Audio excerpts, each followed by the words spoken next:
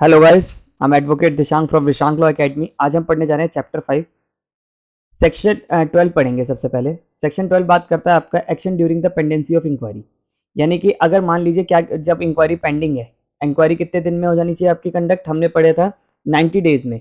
अब मान लीजिए ये 90 डेज तक ये इंक्वायरी पेंडिंग है, ठीक है। तब ये 90 डेज में क्या क्या कमेटी, इंटरनल कमेटी हो, लोकल कमेटी हो, क्या क्या एक्शन ले सकती है।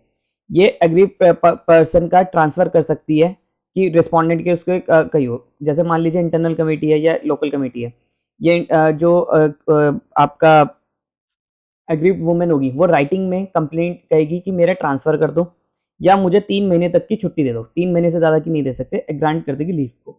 जैसे ऐसे समझिए 90 डेज, मान लीजिए एग्रीड वुमेन है, वो आपका शादरा डिपार्टमेंट में काम करती है और जो उसके साथ सेक्सुअल हैरेसमेंट हुई है वो शादरा के डिपार्टमेंट, उसी के डिपार्टमेंट के आदमी ने करी है।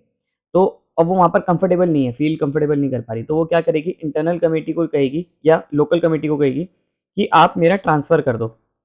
तो उसका ट्रांसफ़र शादरा की जगह पे आपका कहीं पर भी कर सकते हैं, जहाँ पर भी उन्हें हो, वो ट्रांसफ़र करने के लिए कह देंगे। ट्रांसफ़र करने को कह देंगे या उसको 3 महीने तक की छुट्टी दे देंगे, ठीक है। 3 महीने से तक की छुट्टी, मतलब या तो 3 महीने या 1 महीने, 2 महीने, 3 महीने तक, मैक्सिमम 3 महीने। Grant such relief women and may be prescribe, या उसे कोई और रिलीफ भी दे सकते हैं। अब यहाँ छुट्टियों से रिलेटेड सेक्शन 2 में ये बताया गया है कि जो उसकी छुट्टियाँ होगी वो बाकी छुट्टियों की तरह ये वाली छुट्टियाँ गिनी नहीं जाएंगी। जैसे आपको मैं बताता हूँ कि साल में 12 छुट्टियाँ मिलती हैं, जैसे एक एम्प्लॉय को साल की 12 छुट्टियाँ मिलेंगी, सैटरडे संडे को भी हटा के साल की 12 छुट्टियाँ मिलती हैं। अब 12 छुट्टियों में उसको मान लो उसके साथ सेक्सुअल हैरेसमेंट हो गया, तो उसका जो एम्प्लॉयर होगा वो कहेगा देख तेरे तूने 10 दिन की छुट्टी, तेरे को जब तेरे पे तूने सेक्सुअल हैरेसमेंट का केस किया था तेरे को छुट्टी मिली थी ना, तो 10 छुट्टियाँ तेरी इन 12 छुट्टियों में से कट गई। तो आंसर इज नो, उसकी ये छुट्टियाँ उसमें से नहीं काट सकता और इन छुट्टियों का पैसा भी नहीं कटेगा, बट छुट्टी के हिसाब से पैसा भी नहीं कटेगा। On the recommendation of the internal committee or local committee as may be under subsection 1, the employer shall implement recommendation made under section implementation internal committee as case may be। और ये इंटरनल कमेटी और local committee इस पे काम हुआ या नहीं हुआ, जो ऊपर दे रखे हैं उस पर भी रिपोर्ट ले सकती है एम्प्लॉयर से या डिस्ट्रिक्ट मजिस्ट्रेट से, जो भी उसका है उससे रिपोर्ट ले सकती है कि आपने छुट्टी दी नहीं दी, आपने उसका ट्रांसफर करा नहीं करा। तो पहली बात तो इसमें हमने पढ़ेगा कि एग्रीड वुमेन जो होगी वो रिटर्न में कंप्लेंट देगी, ठीक है। जब पेंडिंग चल रही होगी आपका इंक्वायरी, या तो उसका ट्रांसफर हो जाएगा या उसे 3 महीने की छुट्टियां मिल जाएगी, उसकी छुट्टियों के पैसे नहीं कटेंगे, ना उसकी बाकी छुट्टियों के हिसाब से उसमें गिना जाएगा। अब बात करते हैं सेक्शन 13 में। सेक्शन 13 बात करता है on the completion of inquiry the internal, जब आपकी इंक्वायरी खत्म हो जाएगी, ठीक है, इंटरनल कमेटी हो या लोकल कमेटी हो, इंटरनल कमेटी हो लोकल कमेटी हो, तो वो रिपोर्ट अपनी जो उनकी फाइंडिंग्स होंगी वो किसको देंगे, एम्प्लॉयर। इंटरनल कमेटी है तो एम्प्लॉयर को देंगे, ठीक है, कंपनी के सीईओ मैनेजर जिसको भी है, या लोकल कमेटी है तो उसको डिस्ट्रिक्ट ऑफिसर को देंगे। कितने दिन में देंगे, आपका जिस दिन से कंप्लीट हुई, कंप्लीट कब हुई, जैसे 90 दिन के बाद आपकी कंप्लीट हुई तो ये 10 दिन के बाद, 10 दिन के अंदर अंदर देंगे।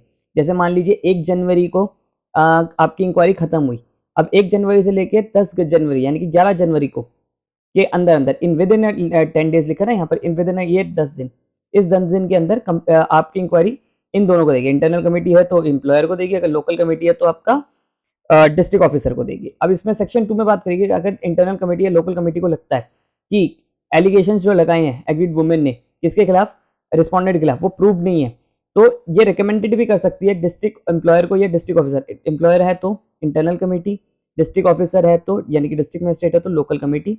नो एक्शन, उसके ऊपर कोई एक्शन ना लिया जाए रिस्पोंडेंट के ऊपर, वो रिकमेंडेशन भी भेज सकते हैं।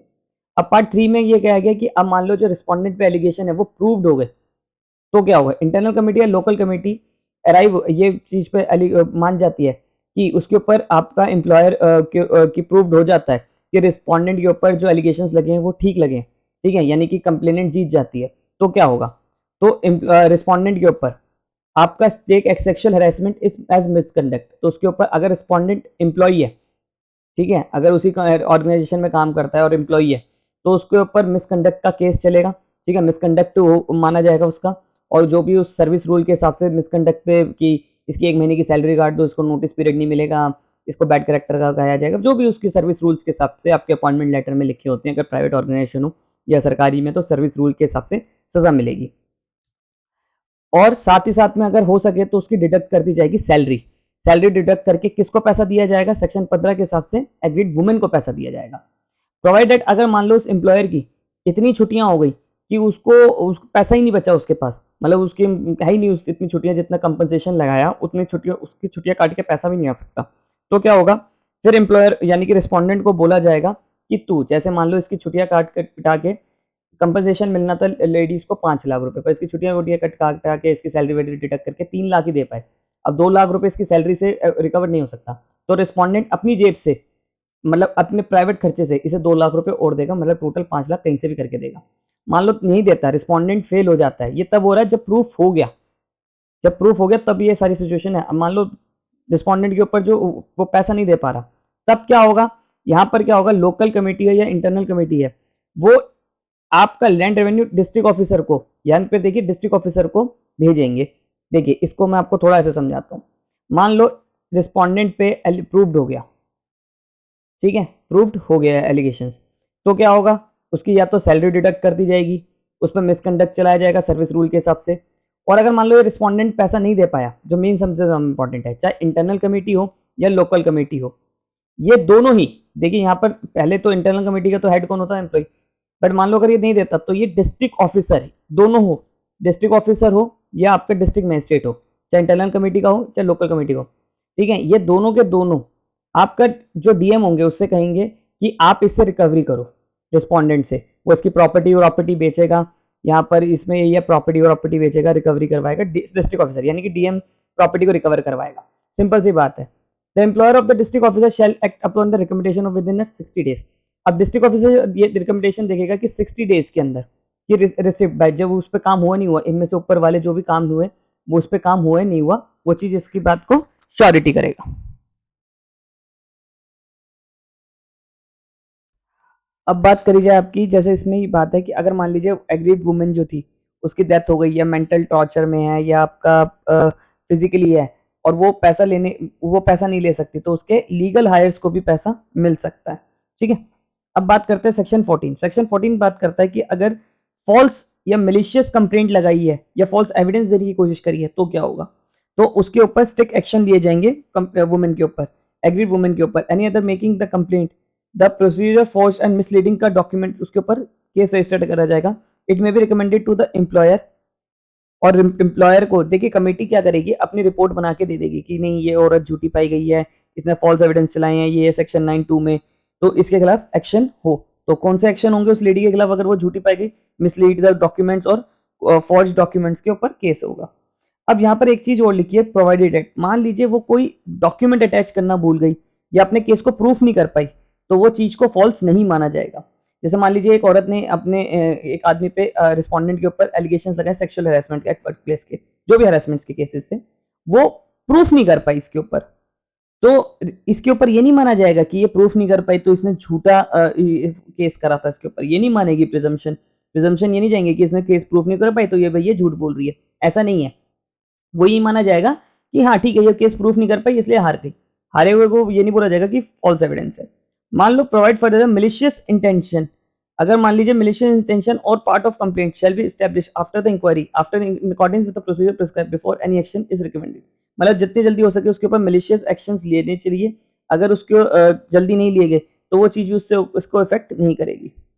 अब यहाँ पर क्या है कि अगर मान लो इंटरनल कमेटी या लोकल कमेटी को पता चलता है, अराइव होता है कि जो इसकी कोई विटनेस ने झूठ बोला या फॉल्स एविडेंस दिए हैं और प्रोड्यूस करें फॉल्स डॉक्यूमेंट्स, मिसलीड करा है डॉक्यूमेंट्स को, तो जो भी जैसे फॉल्स एविडेंस है तो 191 के सेक्शंस लगेंगे, फॉल्स डॉक्यूमेंट्स है तो आपके फॉर्जरी के 478 या 420 करिए, जो भी आपके उसके से झूठे करे हैं उसकी एम्प्लॉयर को और विटनेस को डिस्ट्रिक्ट ऑफिसर्स को बोला जाएगा। यानी कि अगर इंटरनल कमेटी है तो एम्प्लॉयर को, इंटरनल कमेटी है तो एम्प्लॉयर को, और अगर लोकल कमेटी है तो डिस्ट्रिक्ट ऑफिसर्स को, और इनको ये बोला जाएगा कि आप इसके ऊपर एक्शन लीजिए और इसके ऊपर एफआईआर दर्ज करवाइए, तो एफआईआर दर्ज करवा दी जाएगी, सिंपल सी बात है। अब बात करें सेक्शन 15 की। सेक्शन 15 ये कहती है कि जब आपका प्रूव्ड हो जाता है, प्रूव्ड अंडर सेक्शन किस में, आपका 13(3) में, 13(3) में अगर एलिगेशंस प्रूफ हो जाते हैं रिस्पोंडेंट के ऊपर कि ये झूठ बोल रहा, मतलब रिस्पोंडेंट जो था वो गलत साबित हो जाता है, तो क्या होगा, तो उसमें उसे कंपनसेशन देना पड़ेगा कंप्लेनेंट को। अब ये कंपनसेशन कैसे डिसाइड होगा, ये कंपनसेशन होगा तो इंटरनल कमेटी हो या लोकल कमेटी हो, मे बी शेल कंपनसेट, वो ये देखेगी कि कंप्लेनेंट को कितना मेंटल ट्रॉमा हुआ, इसकी वजह से कितना इमोशनल डिस्ट्रेस हुआ और किसको, एग्रीड वुमेन को। क्या इसे कोई करियर लॉस तो नहीं हुआ इस हैरेसमेंट की वजह से, इस केस के वजह से? अगर हुआ है तो उसके हिसाब से कंपनसेशन लगाएगी पर डे के हिसाब से। मेडिकल एक्सपेंसेस, इसके मेडिकल एक्सपेंसेस कितने लगे हैं। इनकम देखी जाएगी रिस्पोंडेंट की कितनी है। मान लो इन्होंने लगा दी 5 लाख रुपए लगा दिया और वो जिंदगी भर उसकी सैलरी थी 5,000 रुपए, वो जिंदगी में कमा ही नहीं सकता 5 लाख रुपए, तो इतना भी नहीं लगाएगी। रिस्पोंडेंट की फाइनेंशियल स्टेटस भी देखा जाएगा।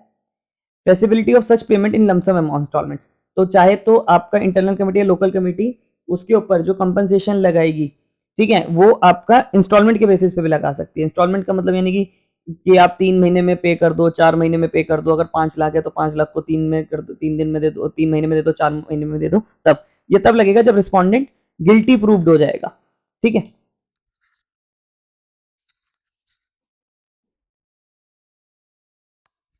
अब बात करते हैं सेक्शन 16 की। सेक्शन 16 क्या कहता है कि जो इंक्वायरी हुई है, कंप्लेंट हुई है, ठीक है, जो एलिगेशंस लगाए हैं और जो कंडक्ट आया है कि गिल्टी हुआ है, रिस्पोंडेंट नहीं हुआ, इसको राइट टू इन्फॉर्मेशन के तहत भी नहीं दिया जाएगा और इसको पब्लिश भी नहीं करा जाएगा पब्लिक डोमेन में। और अगर पब्लिश भी होगा तो उसमें आइडेंटिटी, एड्रेस, एग्रीड वुमेन का कोई भी चीज़ रिवील नहीं होगी। Respondent witness any information related to conciliation inquiry proceeding, और उनकी अगर कंसलेशन भी हुई है तो भी चीज़ें नहीं होगा। सिंपल सी बात है कि अगर कोई भी आप कंप्लेंट या इंक्वायरी यानी कि इन्वेस्टिगेशन रिपोर्ट बोल लीजिए अगर ऐसे बोलना है तो, इसकी आरटीआई भी नहीं लगा सकते आप, ठीक है, और इससे रिलेटेड कुछ भी नहीं आप इंफॉर्मेशन पब्लिश नहीं कर सकते पब्लिक डोमेन में। अब इसमें 16 देखा जाए तो एक रीजन वो भी बनता है कि अगर इंटरनल कमेटी या आपका लोकल कमेटी ने ये रिवील कर दिया आइडेंटिटी किसकी, कंप्लेनेंट की, तो उनको डिसमिस भी करा जा सकता है, ठीक है। हमने पढ़ा था ना इंटरनल कमेटी और एक्सटर्नल लोकल कमेटी जो थी, उनको भी अगर उनके एम्प्लॉय में से चेयरपर्सन ने या प्रेसाइडिंग ऑफिसर या कोई भी मेंबर ने लीक कर दी इन्फॉर्मेशन तो उनके ऊपर भी एक्शन हो सकता है, ठीक है। यहाँ पर ये बोला गया recommendation internal committee and local committee as may be action taken by the employer, और अगर कोई ऐसा करता है कि internal committee as may be and employer और डिस्ट्रिक्ट ऑफिसर उसके ऊपर मिलेंगे। Shall not publish communicate made known to public press और मीडिया, किसी भी मैनर में, इन एनी मैनर में, किसी भी, चाहे सेक्सुअल हैरेसमेंट की केस हो या आईपीसी का कोई ऑफेंस हो, वो भी लीक नहीं करेंगे।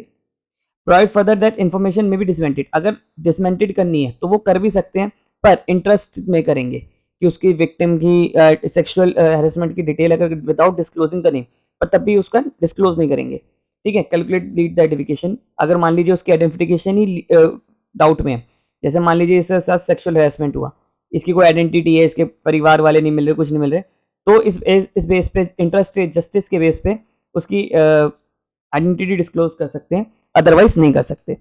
सेक्शन 17 वही बात कर रहा है सेक्शन 16 की, क्या पेनल्टी होंगी। ये कह रहा है any person interested with the duty to handle deal with the complaint inquiry recommendation action be taken provision of this act contribute section 16 shall be liable for penalty for according with the provision of service rules. अगर मान लीजिए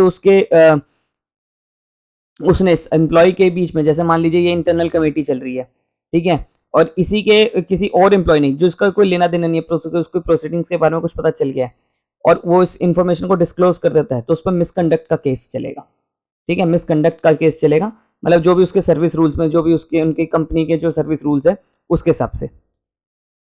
to the set person where no such service rule, अगर कोई service rule है इन such manner, तो उसके ऊपर such manner लगेंगे कि 228 का ऑफेंस, ए का ऑफेंस कर रखा है या आपने लेडीज की बदतमीजी करी है, ये वो जो भी उसके होंगे प्रिस्क्राइब मैनर में, मतलब बोला गया कोई और मैनर में ले रखा है तो वो भी उसके ऊपर एक्शंस लिए जाएंगे। या इंटरनल कमेटी या लोकल कमेटी ने कोई बना रखा है, डिसीजन बना रखा है, तो वो चीज ली जाएगी। अब सेक्शन 18 बात करता है अपील की, कि मान लीजिए चाहे कंप्लेनेंट को जस्टिस मिला हो ना मिला हो, या कोई भी चीज की अपील है, या रिस्पोंडेंट को गिल्टी प्रूफ करा या नहीं करा, कोई भी अपील है, अपील का टाइम कितना होगा, 90 डेज का होगा। अब ये अपील जाएगी कहाँ, आपका कोर्ट में भी जा सकती है, ट्रिब्यूनल में भी जा सकती है। अगर उन्होंने कोई ट्रिब्यूनल बना रखी है तो ट्रिब्यूनल में भी जा सकती है, कोर्ट में भी जा सकती है, ठीक है। तो ये बात कर रहा है कि any aggrieved person for the recommendation under section 2 13 की 2 में, आपका 13 के 3 में, जो भी है, मतलब आपका नहीं मिलता उसे कोई भी सर्विस रूल, कोई भी उसे अपील में जाना चाहता है, कंप्लेनेंट अपील में जाना चाहती है, रिस्पोंडेंट अपील में जाना चाहता है, तो वो 90 डेज में जाएंगे, कहाँ, कोर्ट या ट्रिब्यूनल। आई होप आपको मेरी वीडियो पसंद आई हो। अगर आपको मेरी वीडियो पसंद आई है तो चैनल को सब्सक्राइब करिए। Thank you.